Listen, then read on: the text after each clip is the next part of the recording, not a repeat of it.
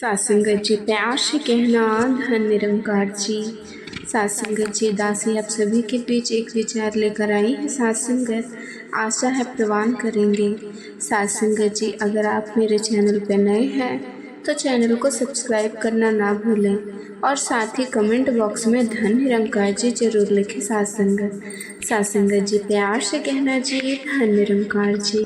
सासंगत जी बहुत समय पहले की बात है। सासंगत एक छोटे से गांव में सोहन नाम का व्यक्ति रहता था। सासंगत सोहन का परिवार बेहद साधारण था। सासंगत उनका एक छोटा सा घर था और वो दिन रात मेहनत कर अपनी रोजी रोटी कमाता था। सासंगत हालांकि सोहन साधारण जीवन जीता था लेकिन उसका दिल बहुत बड़ा था। सासंगत वह हमेशा दूसरों की मदद के लिए तैयार रहता था। गांव में हर कोई उसकी ईमानदारी और दयालुता की सराहना करता था। सासंगत सोहन की आदत थी कि वो हर ज़रूरतमंद की मदद कर सासंगत जी करता। खेत में काम करते समय अगर कोई भूखा कुत्ता आ जाता तो वो बिना सोचे समझे अपने टिफ़िन से उसे रोटी खिला देता। सासंगत अगर कोई राहगीर भूखा होता तो उसे भी अपने हिस्से का खाना दे देता। सासंगत उसकी पत्नी शोभा सासंगत उसकी इन आदतों से बहुत परेशान रहती थी। सासंगत वो अक्सर उससे कहती थी, तुम्हारे इस तान वर्ता के चक्कर में हमारा घर खाली होता जा रहा है, खुद के बारे में सोच लिया करो। लेकिन सोहन हमेशा मुस्कुराते हुए जवाब देता, सासंगत जी शोभा भूखा पेट सबसे बड़ा दुश्मन होता है। सासंगत जी अगर हम किसी की मदद कर सकते हैं तो क्यों ना करें, ऊपर वाला सब देखता है। एक दिन की बात है। सासंगत दोपहर का समय था और सोहन घर पर आराम कर रहा था।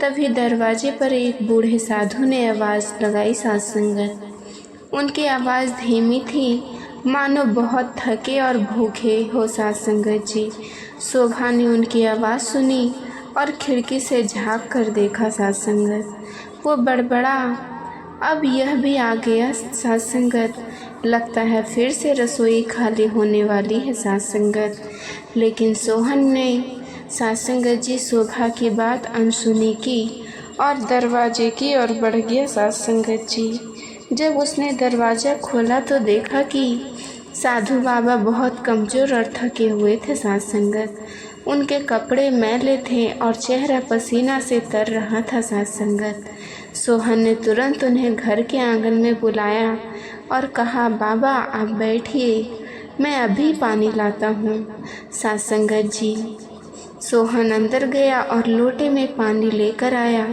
उसने साधु बाबा को पानी दिया। सासंगत बाबा ने पानी पीकर राहत की सांस ली। उनके चेहरे पर एक अजीब सा सुकून झलका। सासंगत जी साधु ने सोहन से कहा, बेटा 2 दिन से भूखा हूँ, अगर कुछ खाने को मिल जाए तो बड़ी कृपा होगी। सासंगत ये सुनकर सोहन तुरंत रसोई की ओर भागा। जब सोहन रसोई में पहुंचा तो उसने देखा कि वहां खाने के लिए कुछ भी नहीं था। सासंगत केवल 2 रोटियां रखी थी। सासंगत जो सोहन के दोपहर के खाने के लिए थी। सासंगत सोहन ने बिना कुछ सोचे उन रोटियों को उठाया और साधु बाबा को देने के लिए चल पड़ा।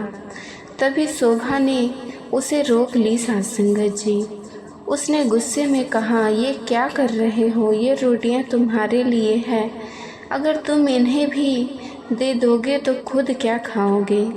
साधु किसी और के घर से भी खाना मांग सकता था लेकिन हम कहाँ मांगने जाएंगे। सासंगत सोहन ने उसकी बात ध्यान से सुनी और शांत स्वर में कहा, सासंगत शोभा भूखी पेट किसी को इंतजार नहीं करवाता। सासंगत ये बाबा 2 दिन से भूखे हैं, अगर हम इन्हें खाना नहीं देंगे तो उनका क्या होगा। सासंगत भगवान हमारा इंतजाम खुद करेगा। सासंगत जी शोभा की आवाज़ इतनी तेज़ थी कि साधु बाबा ने सब कुछ सुन लिया। सासंगत लेकिन वो चुपचाप बैठे रहे।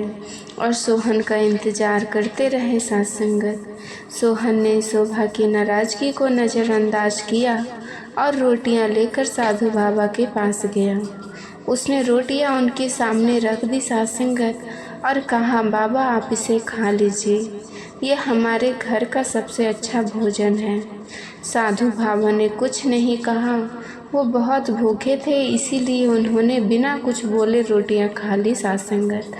खाने के बाद उन्होंने पानी पिया और सुकून से बैठ गए साथ संगत।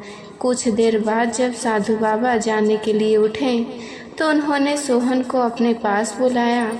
उन्होंने अपने झोली में से एक चमकती हुई सोने की कटोरी निकाली साथ संगत और सोहन को दी साथ संगत। सोहन कटोरी देखकर हैरान रह गया और उसने कहा, बाबा मैं इसे नहीं ले सकता, ये आपकी है। साथ संगत जी, साधु ने मुस्कुराते हुए कहा, बेटा इसे रख लो।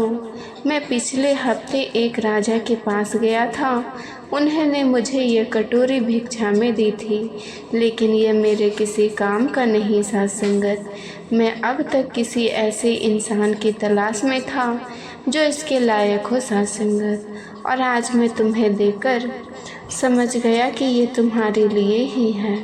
साधु ने सोहन को समझाया, बेटा ये तुम्हारे अच्छे कर्मों का फल है, हमेशा याद रखना, कर्म ही धर्म है साथ संगत। तुमने बिना फल की इच्छा के दूसरे की मदद की, ऐसे ही अपने कर्म करते रहो। भगवान हर किसी को उसके कर्मों का फल जरूर देता है साथ संगत जी, लेकिन समय आने पर तुम्हारी ये दयालुता और भी स्वार्थ भाव से किया गया साथ संगत कार्य न केवल तुम्हें बल्कि तुम्हारे परिवार को भी सुख और संतोष देगा साथ संगत। इस कटोरी को अपने पास रखो और इसका सदुपयोग करो, लेकिन इसे पाकर अपने जीवन की अच्छाई को ना छोड़ना। यह केवल तुम्हारे लिए एक प्रतीक है कि भगवान हमेशा अच्छे कर्मों की सराहना करते हैं। ये कहकर साधु बाबा वहाँ से चले गए साथ संगत जी। साथ संगत जी सोहन कटोरी को हाथ में लिए उन्हें जाते हुए देखता रहा। उसकी आंखों में खुशी के आंसू थे साथ संगत। उसने मन में ही मन ठान लिया कि वह हमेशा दूसरों की मदद करेगा, चाहे हालात जैसे भी हो। साथ संगत जी, कर्म ही सच्चा धर्म है। बिना फल की इच्छा के अच्छे कर्म करने वाले व्यक्ति को भगवान किसी न किसी रूप में उसका फल जरूर देते हैं साथ संगत। हमें अपने कर्मों से कभी पीछे नहीं हटना चाहिए साथ संगत। अगर आपको ये विचार पसंद के साथ शेयर करें ताकि इस संदेश को हर किसी तक पहुंचाया जा सके साथ संगत। साथ संगत जी, बड़े प्यार से कहना जी, धन निरंकार जी।